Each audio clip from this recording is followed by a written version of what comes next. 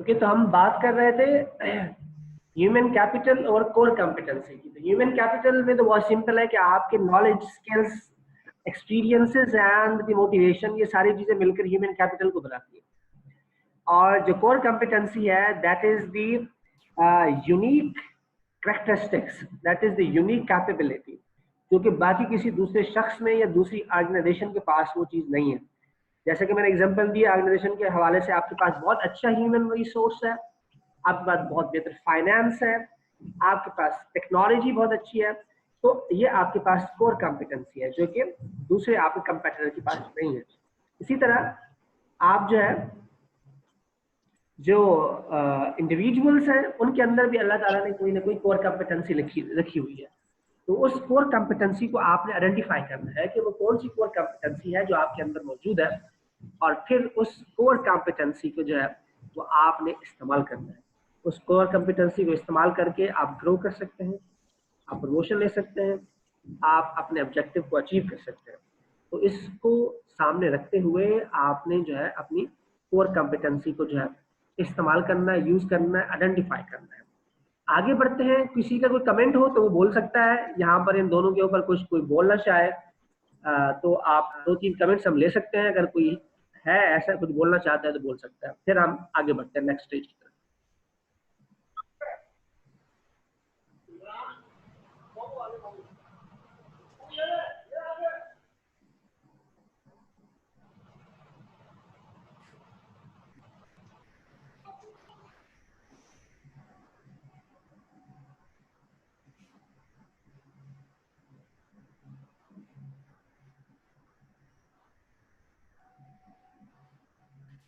Sir, जी, ये core competency is about a person और N organisation?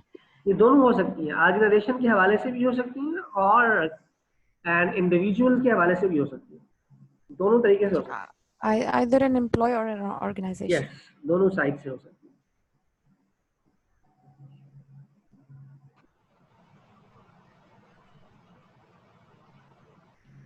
Okay तो हम आगे बढ़ते हैं। किसी का कोई कमेंट नहीं है, आगे बढ़ते हैं जी। नेक्स्ट हमारे पास नेक्स्ट है जी हमारे पास डेफिनेशन। ह्यूमन रिसोर्स को है क्या, ह्यूमन रिसोर्स की जो एक्चुअल डेफिनेशन है वो क्या है। तो हम ह्यूमन रिसोर्स की डेफिनेशन की बात करते हैं। ह्यूमन रिसोर्स की डेफिनेशन यहाँ लिखी हुई है, that is the human resource management is to make the most productive use of human resource to the greatest benefit of the organization and individuals। यानी ह्यूमन रिसोर्स मैनेजमेंट जो होता है उसका काम ये होता है, यानी जो ह्यूमन रिसोर्स मैनेजमेंट का एक फंक्शन है उसका काम ये होता है कि वो जो है, जो ह्यूमन रिसोर्स है, ह्यूमन रिसोर्स मतलब इम्प्लाइज, जो इम्प्लाइज है उसका मोस्ट प्रोडक्टिव यूज करे। किसके लिए करे? ताकि उससे ऑर्गेनाइजेशन को भी फायदा हो और वो बंदा जो इंडिविजुअल एम्प्लॉय है उसको भी उससे बेनिफिट हो। तो इसका जो डेफिनेशन का जो क्रक्स है वो क्या है? The most productive use of human resource for the benefits of the organisation and the benefit of the individuals. यहाँ देखिए दोनों का जिक्र किया गया, ना तो ऑर्गेनाइजेशन के सिर्फ खाली फोकस किया गया और ना ही खाली इंडिविजुअल्स को फोकस किया गया। यहाँ पर दोनों लोगों को फोकस किया गया है कि प्रोडक्टिव यूज आप क्यों कर रहे हैं, वो रीजन बताई गई है। प्रोडक्टिव यूज हम इसलिए करते हैं ताकि ऑर्गेनाइजेशन को बेनिफिट हो, ऑर्गेनाइजेशन की ग्रोथ हो, ऑर्गेनाइजेशन की प्रॉफिटेबिलिटी हो और इंडिविजुअल्स को भी बेनिफिट हो। इंडिविजुअल्स को क्या बेनिफिट हो सकता है?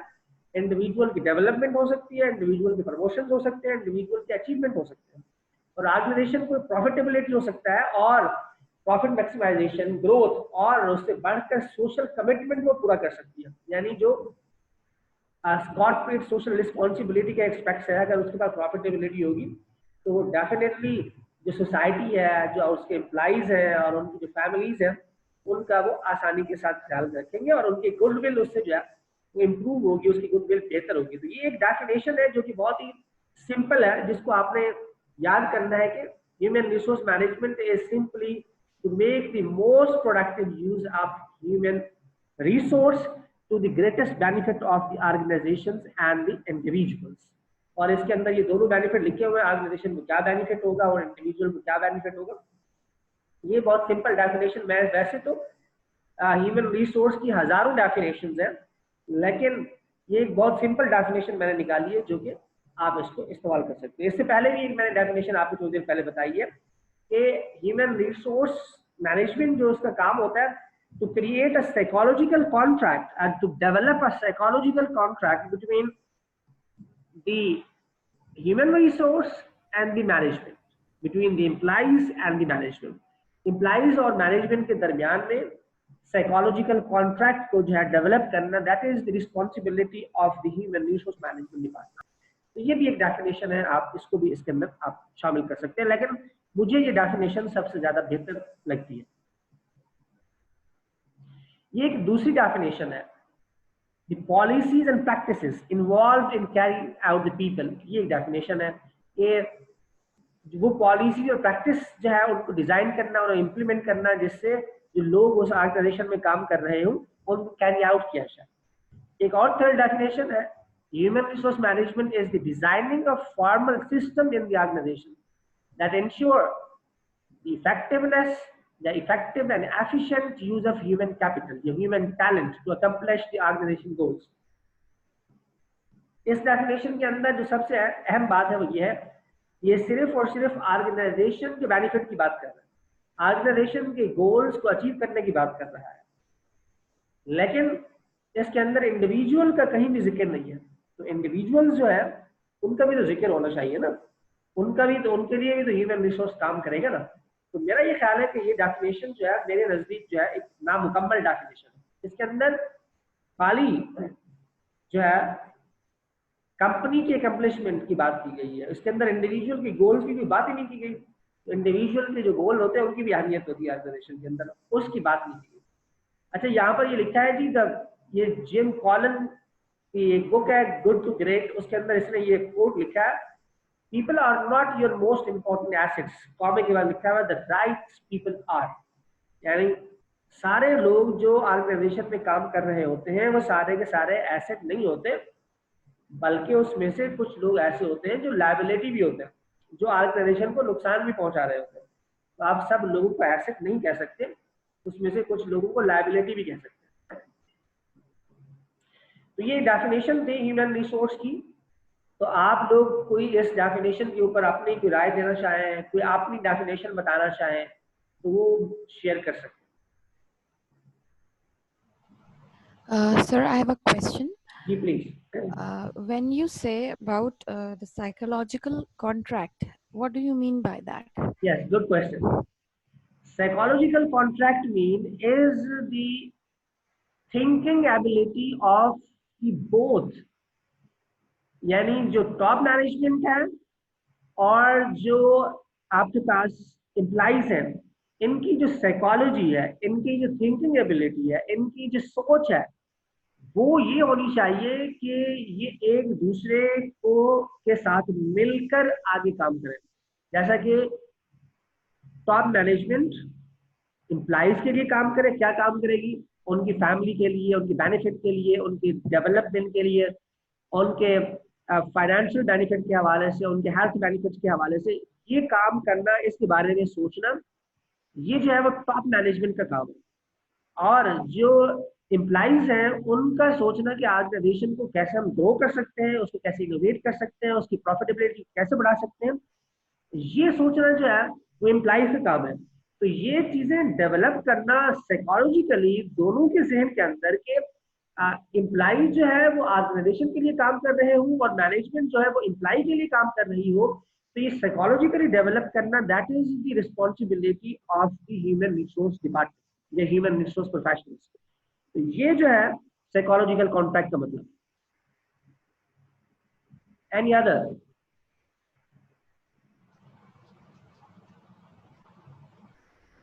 किसी का और कोई सवाल? ठीक है जी, इसी Sir, में psychology, please. psychology is also interrelated to HRM to some extent. What do you say? Psychology के बगैर एचआर कंप्लीट ही नहीं होता, क्योंकि साइकोलॉजी जो है, पूरा एचआर जो है वो साइकोलॉजी को लेकर चलता है। क्योंकि जब आप किसी को हायर कर रहे होते हैं तो उस वक्त भी आपको साइकोलॉजी की जरूरत होती है। जब आप किसी को मोटिवेट करते हैं तो उस वक्त भी आपको साइकोलॉजी की जरूरत होती है। तो इन दोनों, एचआर के अंदर ये दोनों बड़े इंपॉर्टेंट है कि आप जब लोगों को इन कर रहे हो और फिर उसके बाद जब लोग वहां रुक रहे हो, तो वो रोकना और उनसे अच्छा काम लेना, दैट इज मोटिवेशन।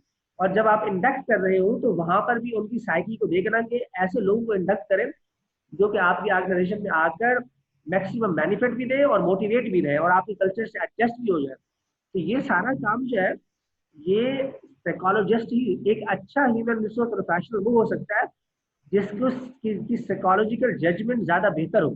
तो साइकोलॉजिकल जजमेंट जो है बहुत ज्यादा जरूरी है, बिल्कुल एचआर।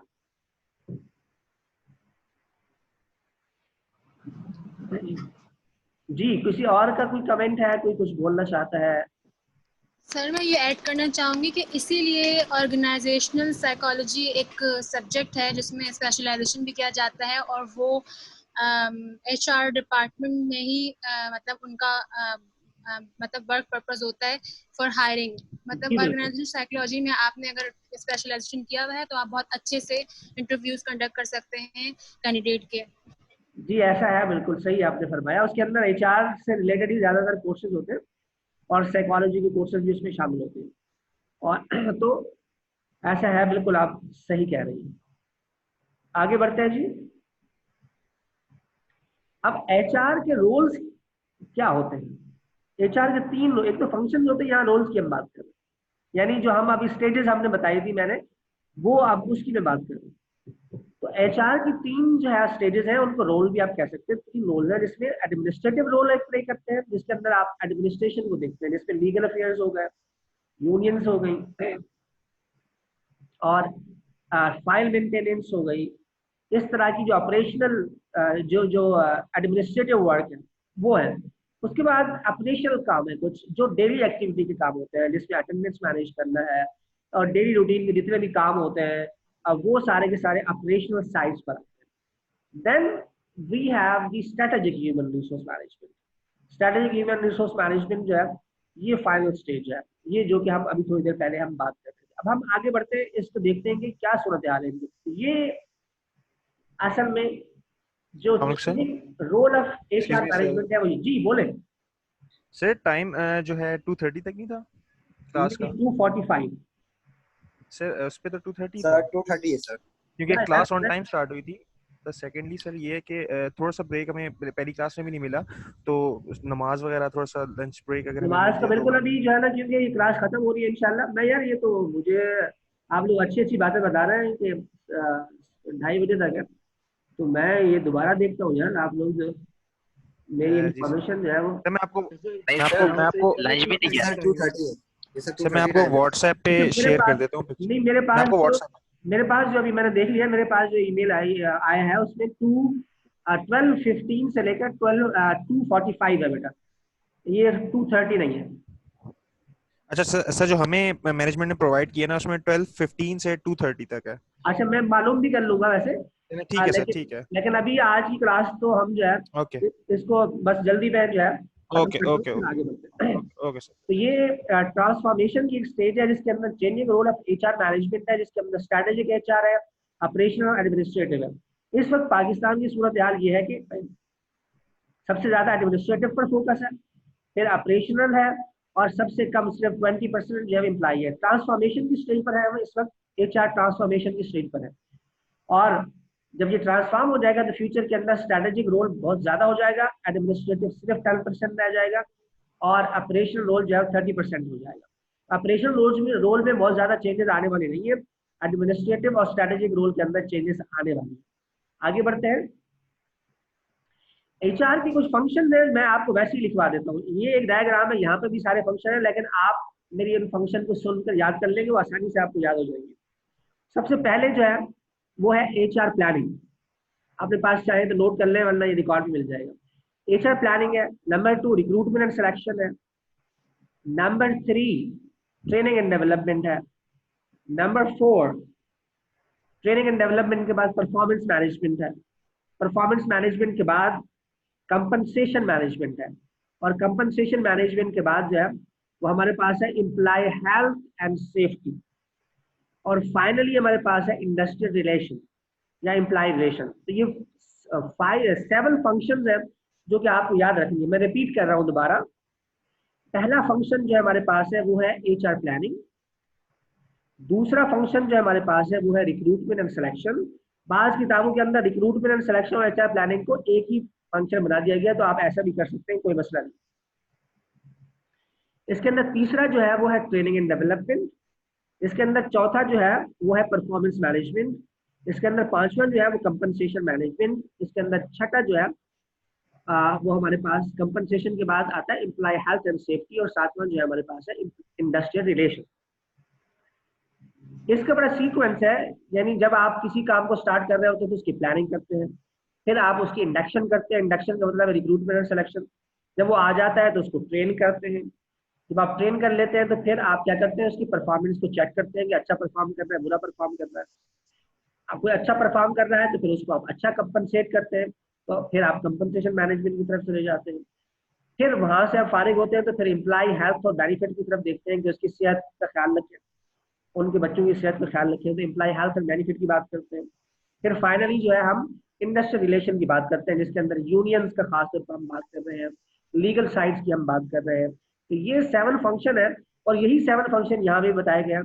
देखिए इसमें 4 हिस्से बताए गए हैं।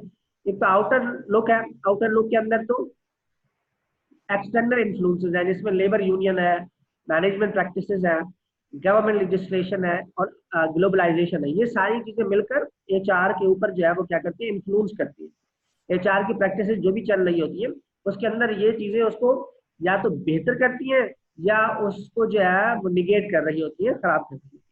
अब इसके अंदर देखिए स्टाफिंग है पहला, इसके अंदर स्ट्रेटेजिक ह्यूमन रिसोर्स प्लानिंग आ गया, रिक्रूटमेंट और सिलेक्शन आ गया। फिर ट्रेनिंग एंड डेवलपमेंट का हिस्सा है, जिसके अंदर एम्प्लॉय ओरिएंटेशन है, ट्रेनिंग है, डेवलपमेंट है, करियर डेवलपमेंट है। ये ट्रेनिंग एंड डेवलपमेंट का पार्ट हो गया। उसके बाद ये मोटिवेशन है। मोटिवेशन के अंदर जो है जो हमारे पास चीजें आ रही हैं उसके अंदर जो है मोटिवेशनल थ्योरी है, परफॉर्मेंस अप्रेजल है, reward and compensation, employee benefit, ये सारी चीजें जो है ये मोटिवेशन का पार्ट है। उसके बाद मेंटेनेंस में आ गए तो जिसके अंदर एम्प्लॉय हेल्थ एंड सेफ्टी है, कम्युनिकेशन है और एम्प्लॉय रिलेशन है। तो ये 4 हिस्से में बता दिए, लेकिन असल में जो है वही जो मैंने 7 फंक्शन बताए वही सारे के सारे हैं। आप इस तरह लिखना चाहें तो ऐसा भी लिख सकते हैं, आप ऐसा ना लिखना चाहें जो मैंने 7 बताए जो बहुत आसान है उनको भी आप कर सकते हैं। Planning, recruitment selection, training and development, performance management, compensation management, employee health and safety and finally employee relation. ये मैंने रिपीट कर दिए। ये हमारे पास एक लास्ट मेरी स्लाइड है। ये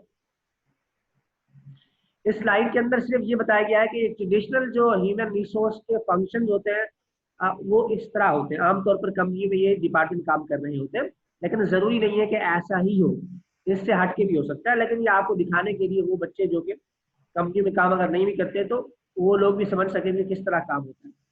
सबसे पहले ऊपर प्रेसिडेंट या CEO होता है, फिर उसके नीचे बहुत सारे वाइस प्रेसिडेंट होते हैं। अब ये भी डिजिग्नेशन जरूरी नहीं है कि वाइस प्रेसिडेंट भी हो, डायरेक्टर भी हो सकता है, जनरल मैनेजर भी हो सकता है, कुछ भी हो सकता है, लेकिन वाइस प्रेसिडेंट आमतौर पर होता है। Vice president marketing, vice president operations, vice president finance and vice president human resources. अब फिर हम ह्यूमन रिसोर्सेज की बात करते हैं, तो इसके अंदर 1 2 3 4 5 ट्रेनिंग एंड डेवलपमेंट मैनेजर्स होते हैं, कंपनसेशन के लोग होते हैं, स्टाफिंग के लोग। स्टाफिंग का मतलब होता है रिक्रूटमेंट एंड सिलेक्शन, कंपनसेशन का मतलब होता है परफॉर्मेंस और compensation management, health and safety का मतलब है लोगों की हेल्थ और सेफ्टी के बारे में, और लेबर रिलेशन। तो ये 5 डिपार्टमेंट होते हैं आमतौर पर जो कंपनी में काम कर रहे होते हैं। मेरा लेक्चर एंड होता है। मुझे उम्मीद है कि आप लोगों ने आज के लेक्चर से जरूर कुछ ना कुछ सीखा होगा और आप इस लेक्चर से फायदा उठाएंगे और आगे वाली क्लास के अंदर इंशाल्लाह आप मोटिवेट होकर दोबारा क्लास को ज्वाइन करेंगे। तो हम इंशाल्लाह अगली क्लास में मिलते हैं और सी you on the next Sunday at 12:15. अगर कोई कमेंट है तो आप कर सकते हैं, अदरवाइज आप क्लास लीव कर सकते हैं। Sir thank you. Thank you very much.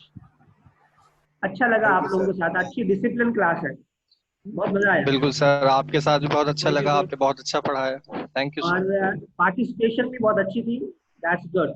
Thank you very much. Thank you sir. Thank you sir. Thank you. अल्लाह हाफिज। अल्लाह हाफिज। फराज साहब, अल्लाह हाफिज। रिकॉर्डिंग अपलोड कर दीजिएगा। ये LMS अल्लाह पे हाफिज सर। दीजिए। अल्लाह हाफिज फराज। ओके जी, अल्लाह हाफिज sir. Thank you very much. अल्लाह हाफिज सर। ओके फराज। अल्लाह हाफिज सर।